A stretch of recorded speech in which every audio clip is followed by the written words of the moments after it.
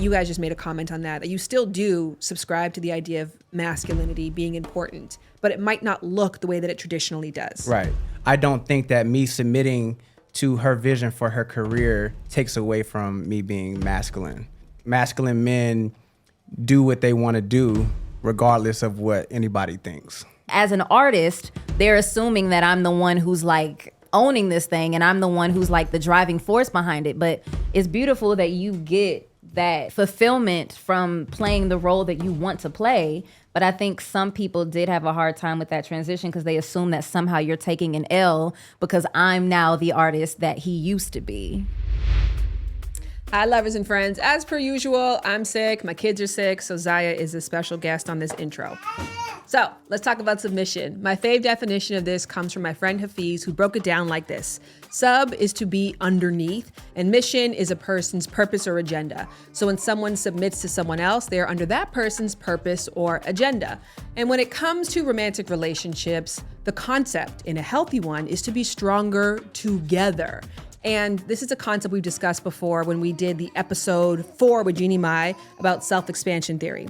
There's this theory is called the self-expansion theory, and it essentially says that humans are unique to other animals in that rather than just needing the basics of food, water, shelter, safety, belonging, we also need achievement. And that's what makes us different. So we are just as driven to find somewhere safe to sleep at night as we are to get up in the morning and strive for something. Yes. So when we're in a relationship, it's an opportunity for achievement because you can learn something else. You see the world broader. You have a new circle. That. So Wait, when you're in a relationship, it's an opportunity for achievement. Yes. That is why I'm in my relationship. You just nailed it right there. What's that thing called again? Self-expansion theory. And the best way to expand together is to take stock of each other's strengths, then create a dynamic that aligns with that reality. But what happens where in the end of this audit, you realize that your strengths fall outside of traditional gender roles? And furthermore, you realize that the man's strengths are actually best suited to the woman's success. How does it work in a relationship? And furthermore, can it work when her career mission becomes their mission? And that is what we're talking about on this episode of Lovers and Friends. Lovers and Friends. I'ma take you on a trip, baby. I don't pretend. I said, lovers and friends. I'ma hold you down to the end. I said. This episode is not about finances per se, but instead it's about binary relationship dynamics where the couple works together to maximize the success of the woman. But you know me, I love me some stats. So let's ground our discussion in some before we get right back on track. Can I do this, please? Can I do this, please? Okay. 30 years ago, in married heterosexual households, the man was the breadwinner, thus considered the head of the household. And as a result, when most of us hear that term, our minds see a man. But things are changing. For starters, the marriage rate has declined and more single women have become heads of their household. And secondly, as women continue to achieve higher education levels, Zai, you got something to say about that? And as we collectively continue to work towards sexual equality and the younger generation benefits from that work, even when they are in a marriage where you have two earners in the household, it is increasingly common to see a woman as a financial head.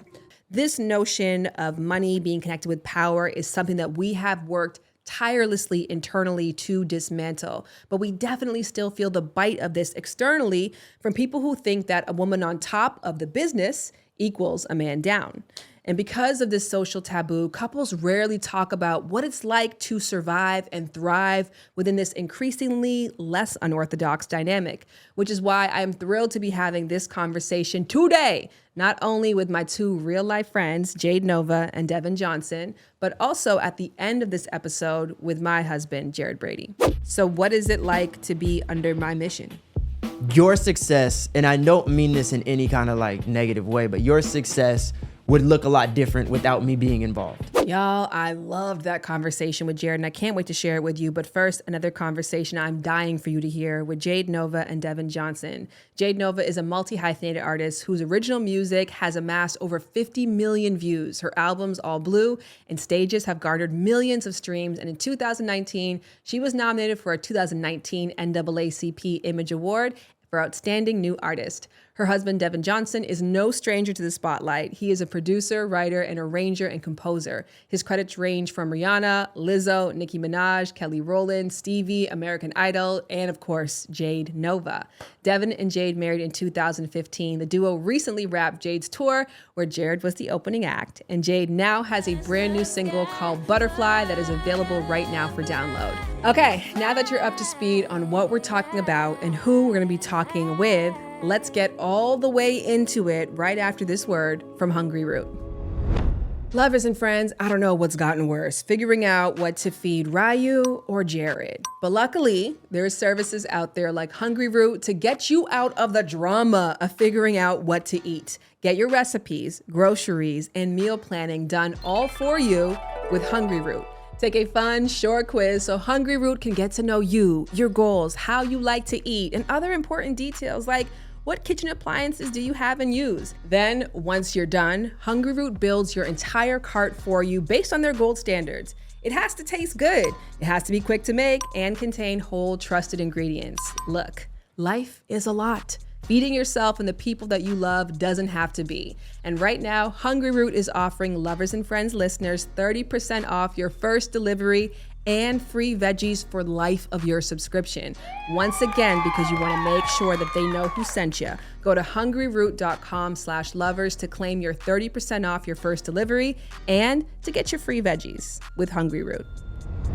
Hi, friends. What's up? I really mean that. Yes. I really do. I was on Twitter the other day and there was this thread about buy panic. Are you familiar? Buy panic? No. I wasn't familiar either, but for some reason it caught my Like attention. panicking when you find out that you're bi? It's when somebody is bisexual and they encounter a couple that is so sexy that they panic because they don't know who to be attracted to. Oh. And when I opened it up, you guys were on that list. No, we were not. Yes, you were. We were on this list? Yes. Why didn't you send it to me? I should have. This would have been great for my self-esteem. I just looked at it and I was like, yes, I agree. Panic. That is hilarious, Come yo. on. Definitely send it over. So I wanted to read something to you guys and get your immediate reflection to it, okay? How does it work and can it work when a man realizes his partner's potential and then makes her mission their mission? Sounds about right for us. Yeah, for sure. Yeah. Yeah, I think the word submission scares me or has scared me in the past. When I look at it from a traditional sense or what society says submission typically is, with a man kind of being the dominant head of the household. And, you know, I had said to him, I feel like there's a thin line between submission and control. I'm so confident in myself that I can carry out her vision and know it doesn't take away from me as a masculine man, because she has her ways of submitting to me when it comes to our house and our finances and how I see The creative process. Yes, how I see the vision for the creative process, for our financial legacy, what we're building for our son. Oh, yeah, like numbers make me itch. So naturally, I will submit to him on that. I can't. It just... Yeah, so she runs the business. I run the home. And I love that. I actually was talking about this You with... think I run the business and you run the home?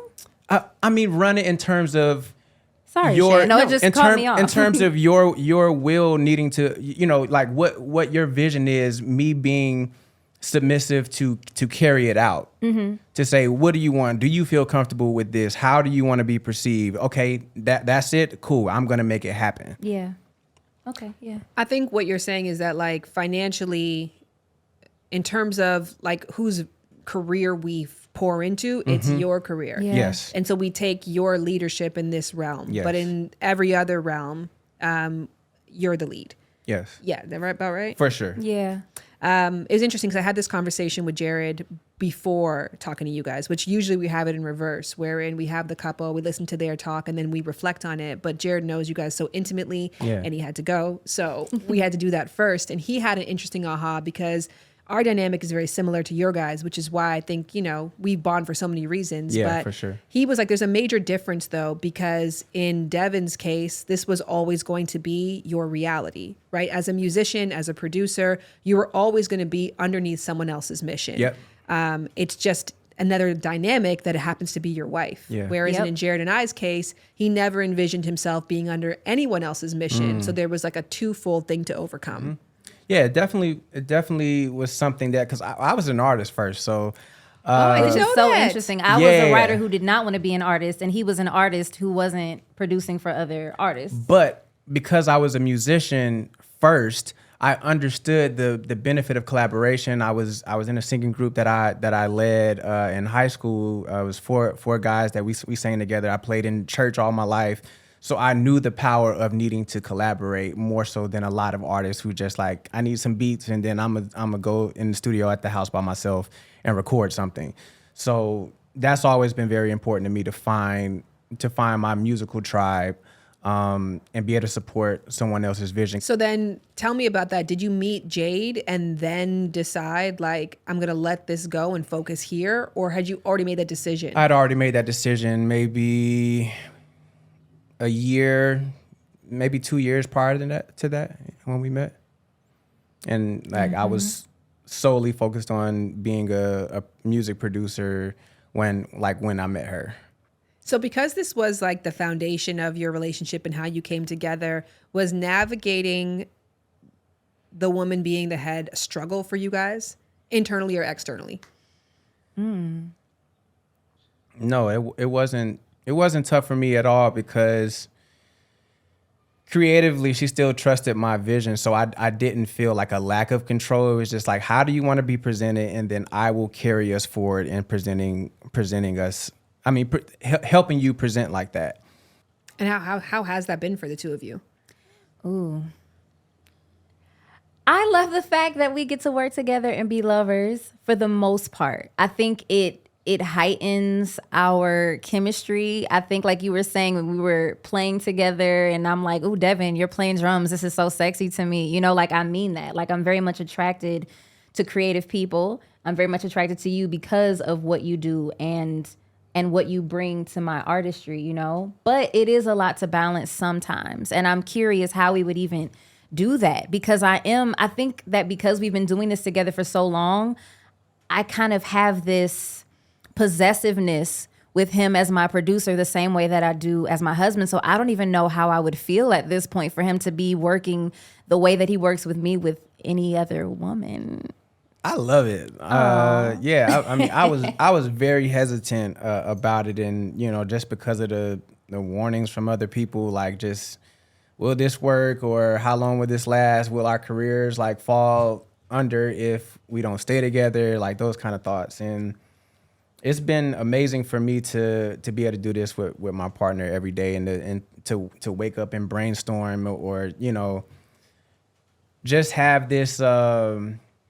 This level of understanding that we're working for the same goal and that we love each other and that it just is very different than doing it with someone who doesn't have your best interest at hand. Mm-hmm. I feel safe. Yeah. I feel seen. I feel protected. I feel loved. I know that he's always going to make sure that I'm taken care of, that I'm always presented in the best way. Like I couldn't imagine doing this with anyone else. It does put an immense amount of pressure on our relationship though, you know, because if one thing falls apart, the other thing suffers. And I think one of the downfalls, everything's great, but sometimes it's hard to like disconnect one from the other. So if we're having a creative difference, it's hard for it to not show up in our marriage sometimes, you know?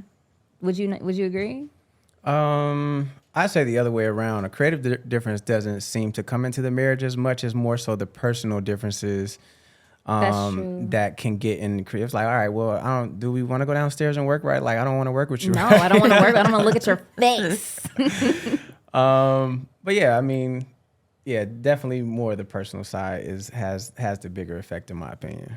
Because I think what's interesting about your guys' dynamic in particular is that because I know you intimately, I know of your success and I know of your success and all the credits that you have. So what you're doing for Jade, you could be doing for anybody. Yeah. And do you think that there would be more legitimacy that people would see if you didn't do it for your wife and you did it for Ariana Grande, for example? Yeah, I've actually worked with Ariana, not in the same capacity as her. I worked with her as an arranger for a couple shows that she had done, an award show, I believe.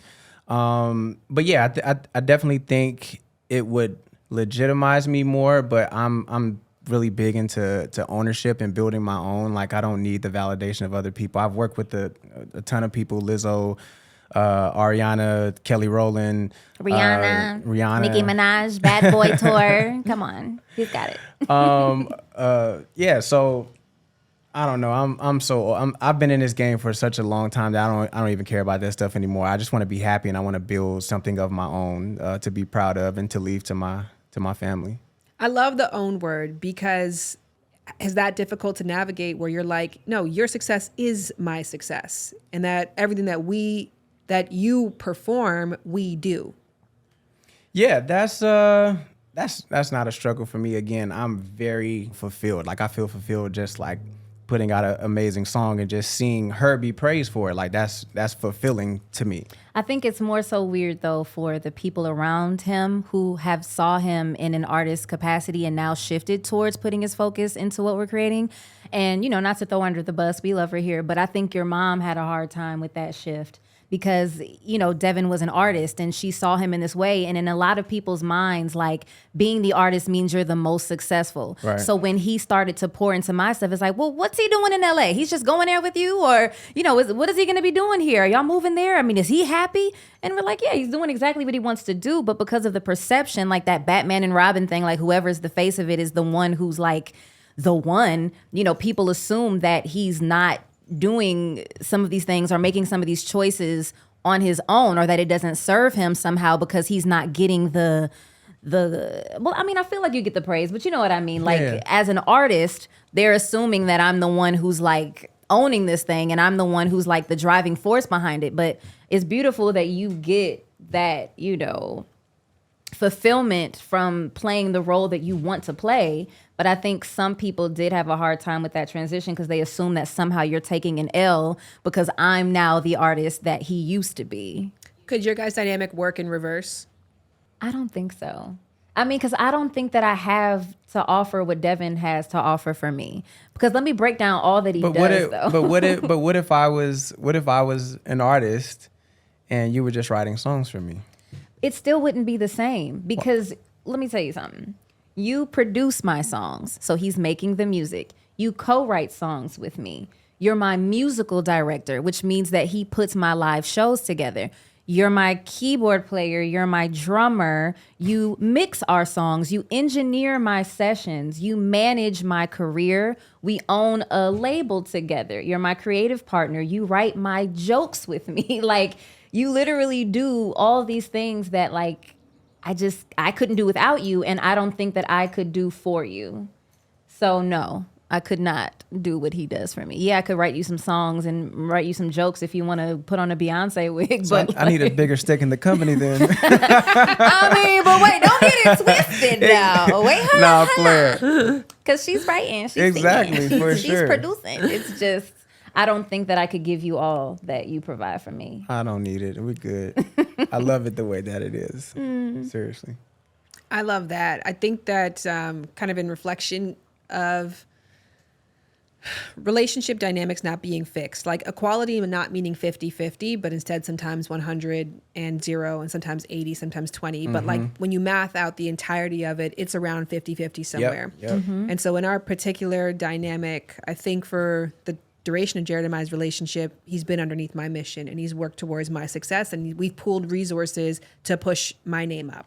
And now after having the second baby, I like really feel that J-Lo effect of like, I just don't want to be looked at for a bit. And actually, interestingly, I was saying this to him when the tour opportunity came up with you guys, and this was like a confrontational decision. Girl. What's the word? No, what's the controversial decision, Yeah, right? yeah. Like, is he or not he? Is he going to go or is he not going to go? It wasn't even a second thought for me because I am so ready to enter into a season of less for me and abundance for my partner. And I'm ready for us to switch and for us to be underneath his mission. And so I think keeping in mind that switch, knowing that it's not always going to be 50-50, but you lean into each other's strengths at different times.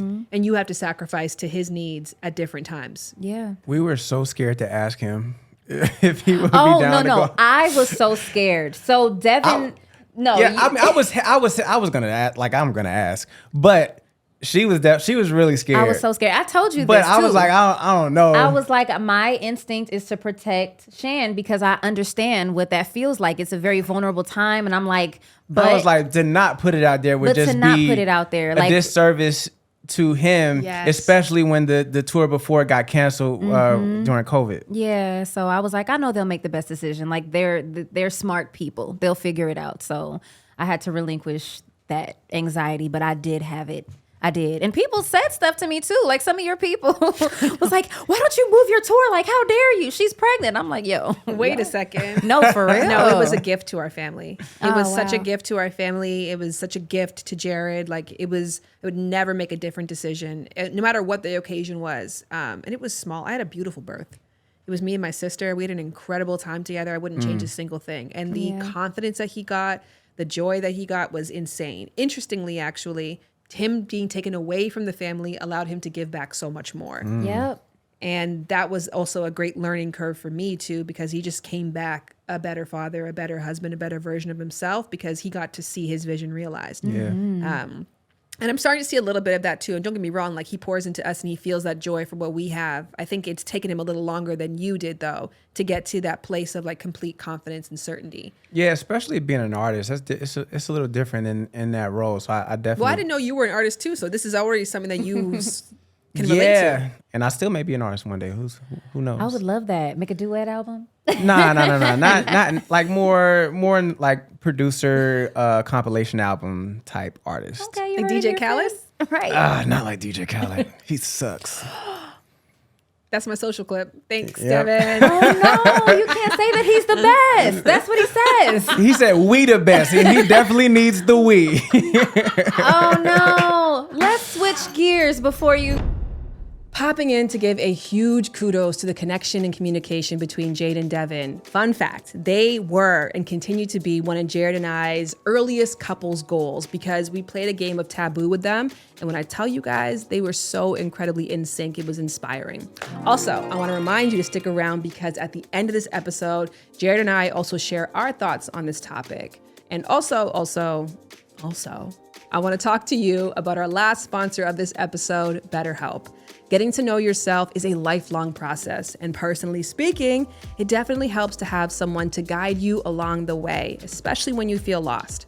Whether you want to explore your personality, your values, your goals, a conflict, or work through challenges that are keeping you from being your best self, BetterHelp can get you there.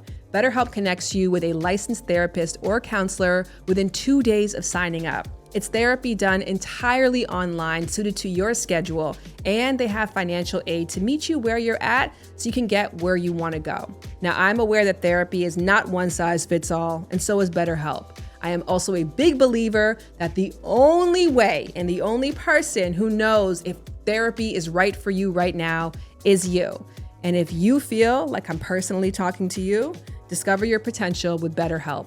Visit betterhelp.com/lovers today to get 10% off your first month. That's betterhelp.com/lovers. And if you have used BetterHelp because of my recommendation in the past, I definitely want to hear from you. So please email or DM me. For everybody else who wants to get started, I'm going to say it one more time, betterhelp.com/lovers. How does it feel to be referred to as Jade's husband?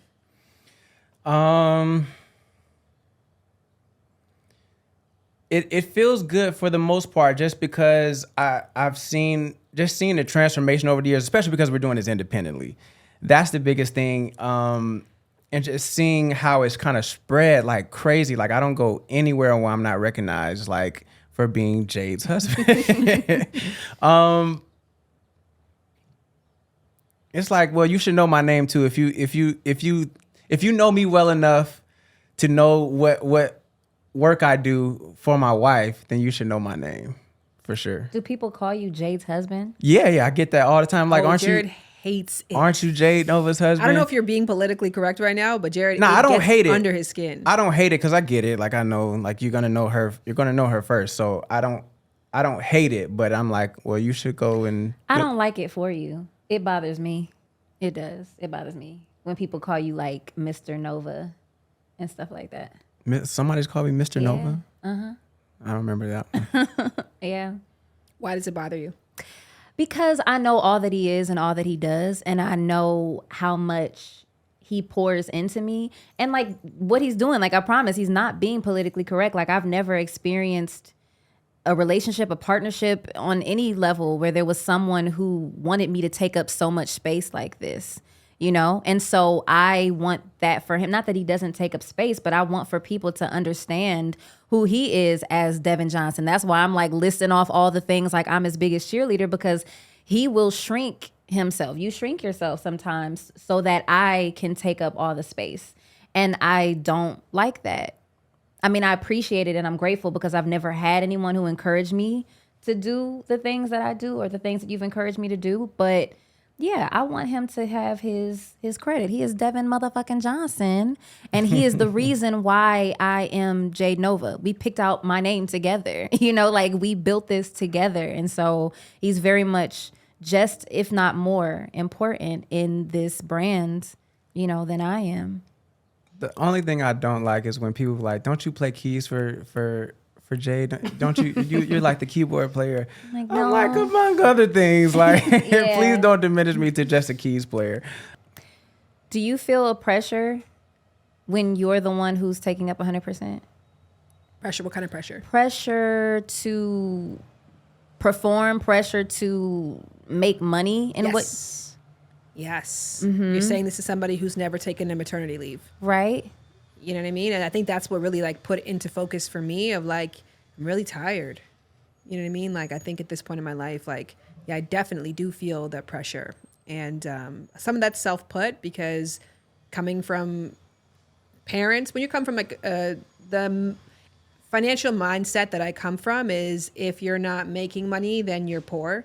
So you have to always be working. Same. You know, if you're not working, then you're poor. That's just to say that. Yeah, yeah. So I've always had that fear, the scarcity mindset around money in general. But yeah, absolutely. I think that exists. And it's interesting because Jared's on this show right now. And he and I were shooting yesterday. And so I'm underneath his mission. Like I'm on that show as Jared's wife. And one of the scenes that we shot was we were recording a podcast, which our traditional dynamic is if we're recording a podcast, I'm leading. But because it's like his show and it's a mock podcast that we're recording, I'm like, how's this going to work? Because I should be doing most of the talking.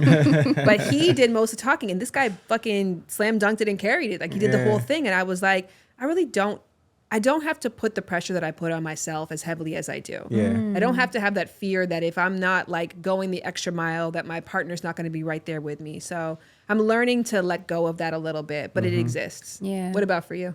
Yeah, I do. And I think because it's not traditional that the woman is the one who's being submitted to, you know, for lack of a better word. Like when we moved back to Atlanta, I had a panic attack. Like my very first panic attack, literally blacked out on our living room floor because we were moving to Atlanta because of me. Like I was taking a radio gig and I did feel an immense amount of pressure for it to work.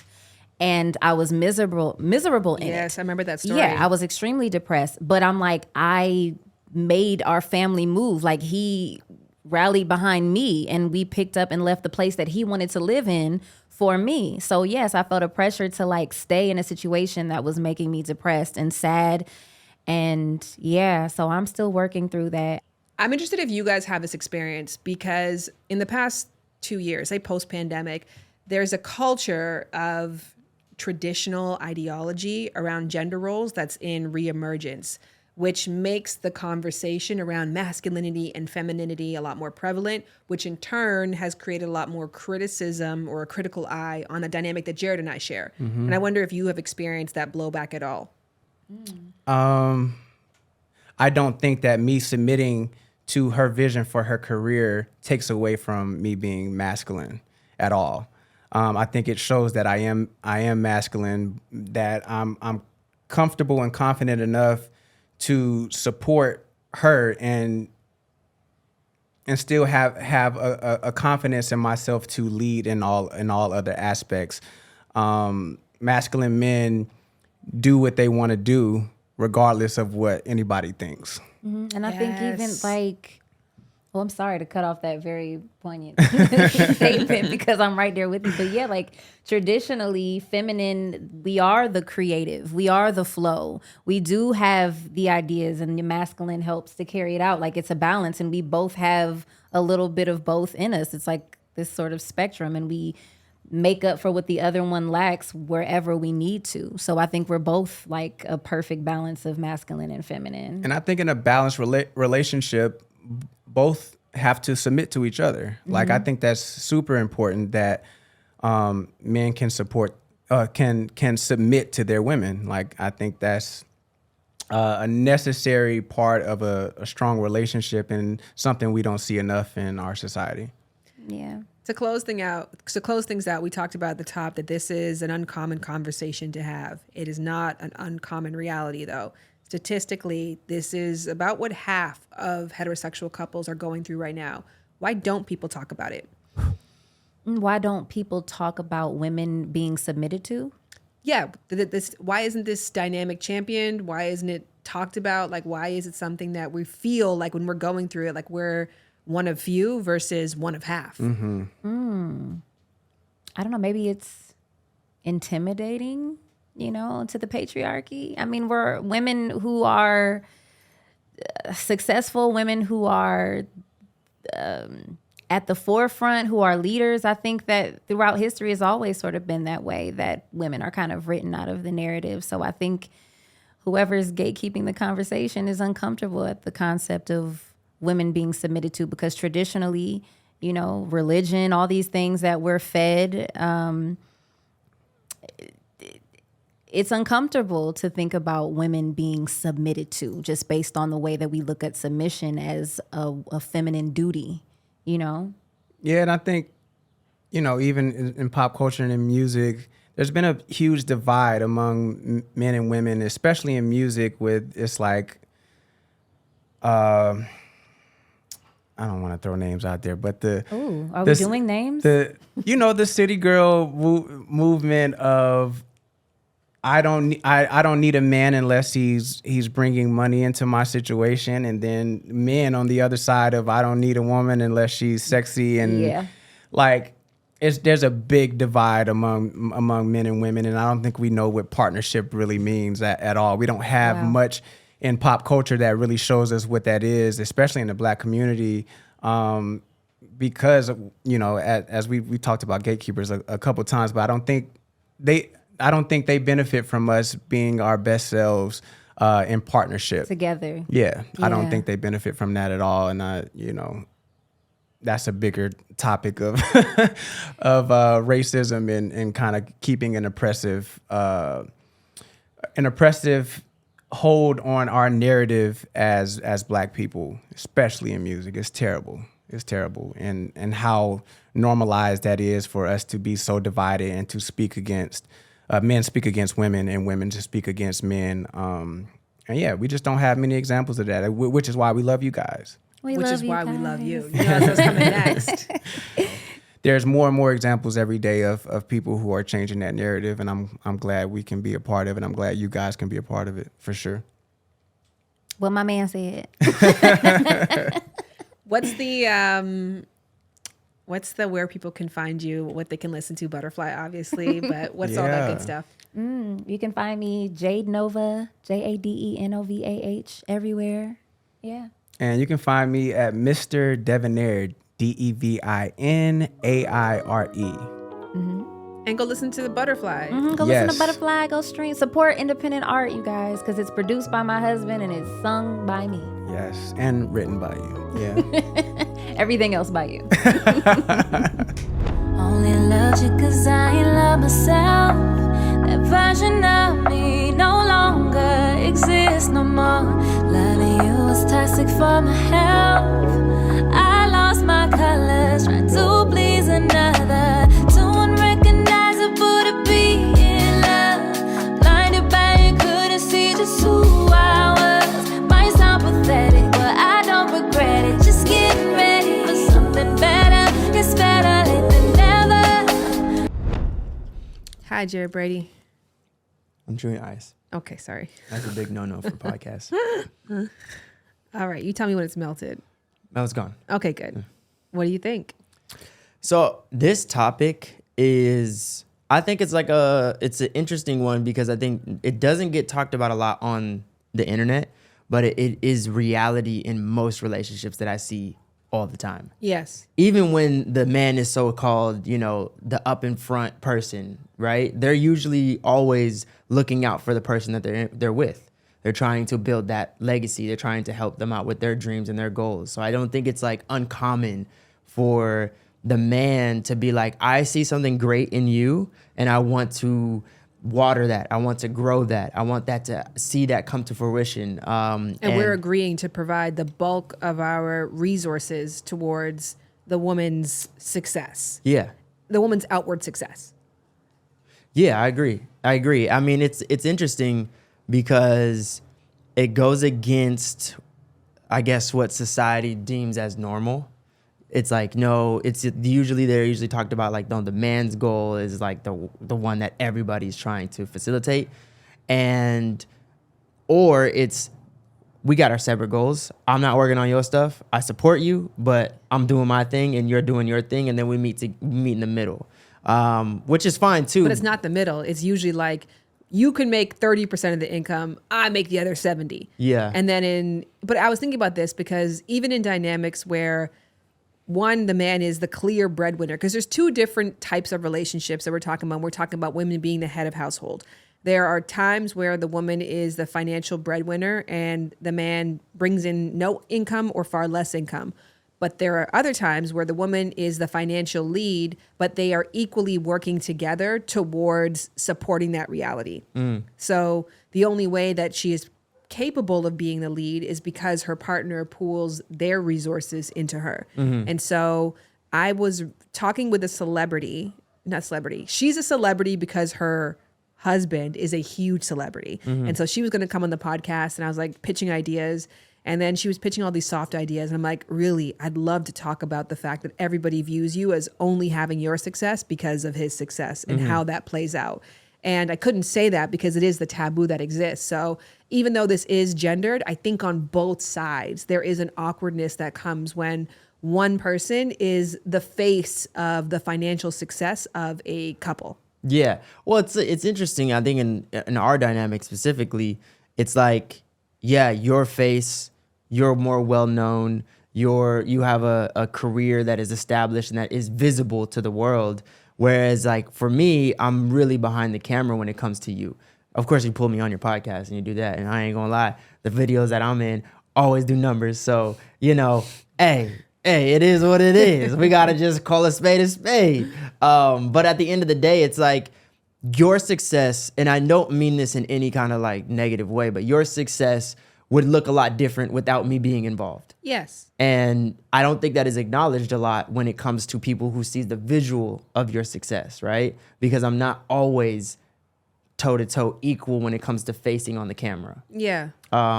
Whereas when I look at Devin and Jade, they're in a slightly different position than us. And I say that by meaning his goal was to be a producer. Yeah. His goal was to be somebody who is on the financial business side when it comes to music. So he's actually living his goal, And so I think if it wasn't with Jade, it would have been with someone else. I think the difficult thing is when you're in a relationship with somebody and you're working with them. So what is it like to be under my mission? It's different. It's difficult. I'm not gonna lie. Like it's not something that's easy to swallow. It's not something that's easy to go about. But the fruits of what we create and the life that we build makes it all worth it. And also the understanding that, there will be a time when roles flip, right? There will be a time where instead of all the resources going towards your dream and your things that you're going on, it's gonna flip. It's gonna go towards mine. And so there's like it's a difficult thing. It's weird because when, let's say we go on a call, right? And we got somebody who's interested in working with us. It might be a big brand and they're complimenting you on your work. They only say your work is amazing. Yeah. Does that bother you? I would be lying. I'm a human being. Like I put pride into our work. I put a lot of love. I put a lot of time. I put a lot of care, and I think about it often. And so the person who is on the post side of everything, or behind the scenes or setting up the camera or trying to figure out how to better our shots, they never get the recognition, which would be fine if we weren't in a relationship, right? I don't need the recognition because I know that I'm doing what I gotta do, right? But when you're with the person that you're actually in love with and the roles are reversed and it's taboo, there's like an added weight of like, dang, do people think that I'm just, a house husband? Yeah. Do people think I just take care of the kids and not really do anything financially for this family? So there is a weight when it comes to that for sure. And it's difficult. And maybe in early years, it was a lot more difficult for me. I used to grapple with it heavily. Did you confide in me? I don't think so. Did I? You would know. Huh? I don't think so. I mean, this is the thing. It's like, it's kind of a weird thing. I mean, I think that we've gotten to a beautiful place of understanding. Our work relationship used to be the worst facet of our relationship. Yeah. And then there became a time where it was the best by far, to the point that our romantic relationship was ignored. I think now we're at a good balance with both. Yeah. Do you agree with that? I do Okay. agree. I feel a little self-conscious because my work has been getting a lot busier and I don't have the time to pour into you as much as I used to. Oh, interesting. I don't feel, I mean, I feel right now I feel completely zen. I feel like so harmonious with you. I feel like we're just like eye to eye, like we're getting it right now. Yeah. And we're giving all that we can, given how finite our resources are, you know, time and everything else. So I don't feel any of that. But that to be said, I think there was a time where it was like so hard to talk about because it was so sensitive. The work dynamic was sensitive. And I think that the point that you brought up is so true, in that Devin's dreams would make it easier, even though there is still like a social judgment element to that because you're romantically partnered, but he already had set himself up mentally to be that person to someone else. Yeah. And for you, when I met you, you wanted to be a star. You wanted to be a musician. You wanted to be on stage. Your passion is in performing. It's in being front and center. So to accept that you're going to propel your wife to be further front and further center at the cost of pursuing your own dreams, that would have been a really big challenge. And, you know, we definitely tried to balance both. I think we've gotten better over the years, but I deeply appreciate that there came a time, and I think I knew when that switch happened, when you were like, this is what's best for our family, and this is what's going right now, and this is what I'm going to give right now. It's the microaggressions that would get to me. From me? No, not from you. Just in general in life. The microaggressions from, you know, either the online community or the microaggressions from our peers and our family. Oh, yes. I can see the way that they would look at me. I could see the way that they would treat me. You know, there was this like narrative in not only your family that you like walked all over me so that I can facilitate your dreams, right? But it was a choice. And so there was like a feeling or a microaggression. Like sometimes your dad would say certain things, like he would pull me to the side and be like, you know, you got to prioritize yourself too. And I remember just thinking like, is this a secret thing that everybody who looks at us is always like, Jared is not focusing on anything that he wants to do and he's only focusing on his wife, which is, you know, true. But I wish people understood the circumstances, right? I wish people understood like, hey, look, Shan is having a moment right now. I haven't had that moment yet. I have the skills to continue to elevate that and push that forward. And we have a lot of big dreams outside of our career. We have a lot of things that we wanted to do. We wanted to buy a house. We wanted to have children. We wanted to get married. We wanted to do things in life that were milestones just as much as our career. And so I just wish people would understand that there comes a time when, yes, the career is the most important thing too, but when we're 70 and we look up and there's nothing else to do and we're just like living and our kids are doing great, that sacrifice is not going to mean anything. You know what I mean? It's like, this was what was best for what we had going on. And I also knew how, like, as soon as I met you, I knew the pocket and the trajectory that you were on. I had to help because nobody else was. You know what I mean?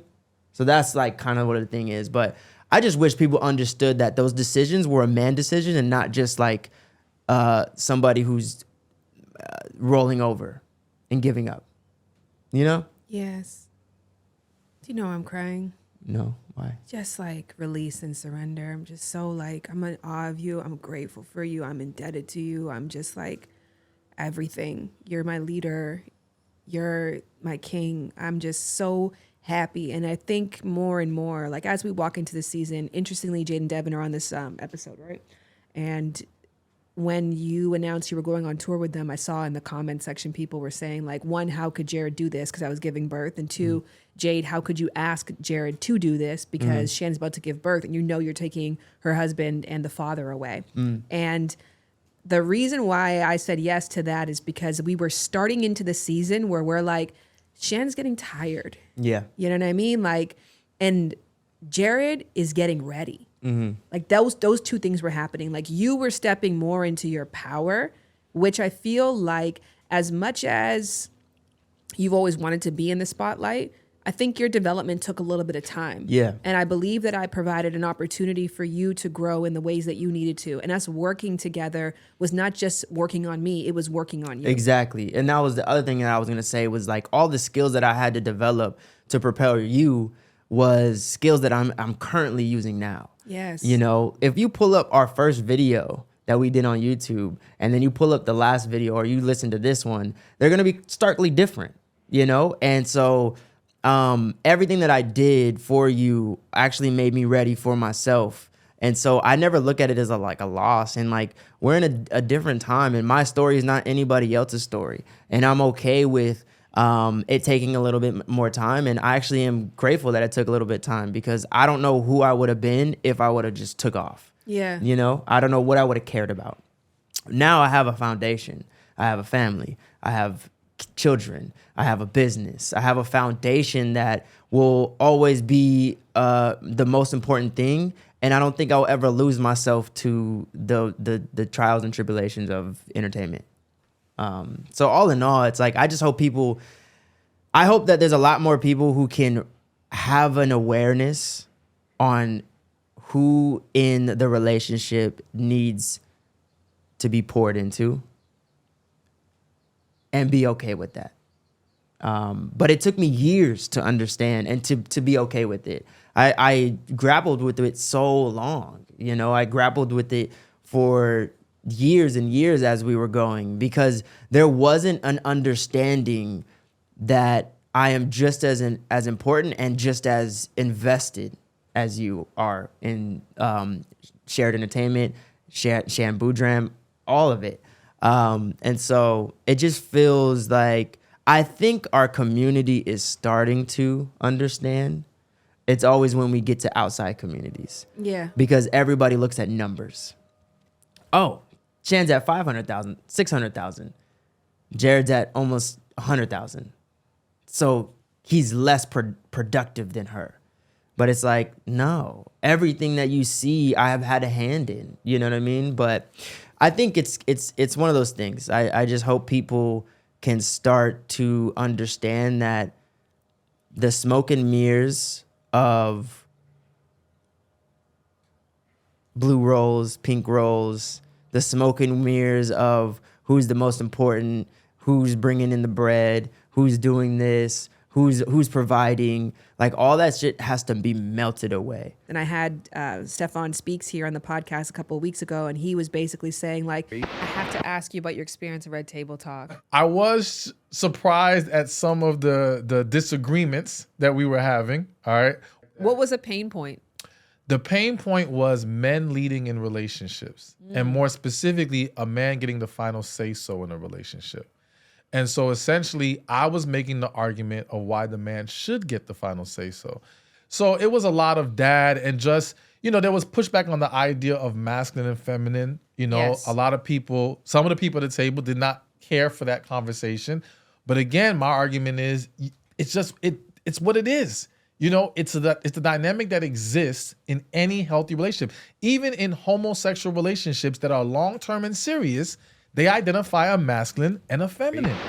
The formula for success in marriages is fair trade plus advancement.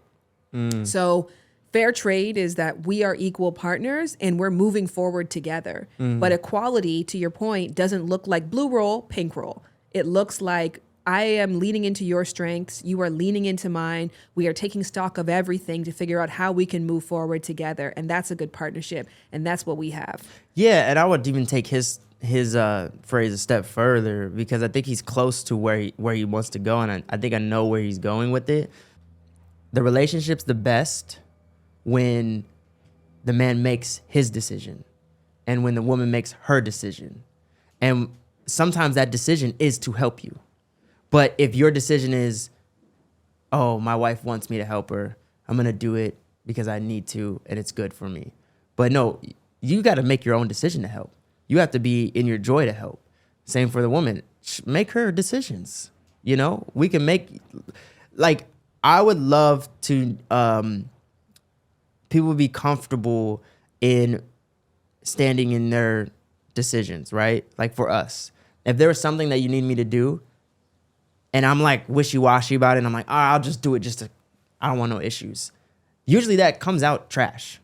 The product comes out trash. The job comes out trash. The shot's not good. The everything is not good. But if I'm like, I am going to make this decision because this is something that I want to do, it always comes out better. As of right now, you know, like, I'm the best person for you. Vice versa. When it flips, I'm pretty sure as of right now, you're probably going to be the best person for me.